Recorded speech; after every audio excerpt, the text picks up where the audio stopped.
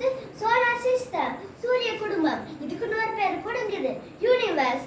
முதல் நம்ம யூனிவர்ஸ்க்கே தலைவன் யாருன்னா நம்ம சன்னு தான்.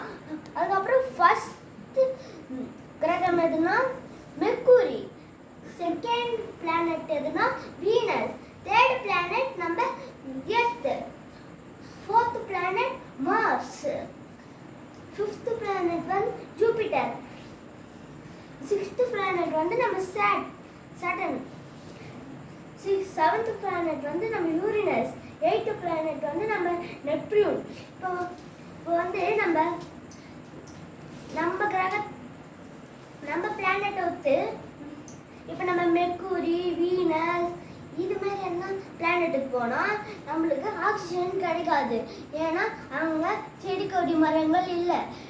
நம்ம கிரகம் பிளானட்டில் தான், எர்த்தில் தான் எல்லாம் செடி கொடி மரம் எல்லாம் வளர்ந்துக்குது.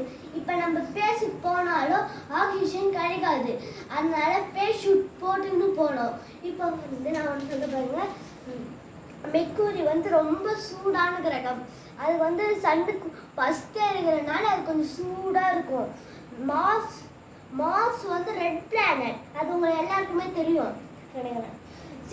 சிக்ஸ்த் பிளானட் சாட்டர்ன் வந்து ரிங் உள்ள பிளானட், அது கூட உங்களுக்கு தெரியும்.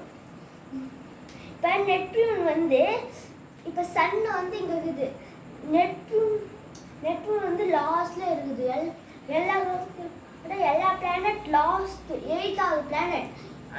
ஆனால் சன்னு வெளிச்சம் அளவு படாதனால நெப்டியூன் வந்து ஐஸால நிறைஞ்சிருக்குது. இது நான் 10 சொன்ன ப்ளஸ். Bye friends.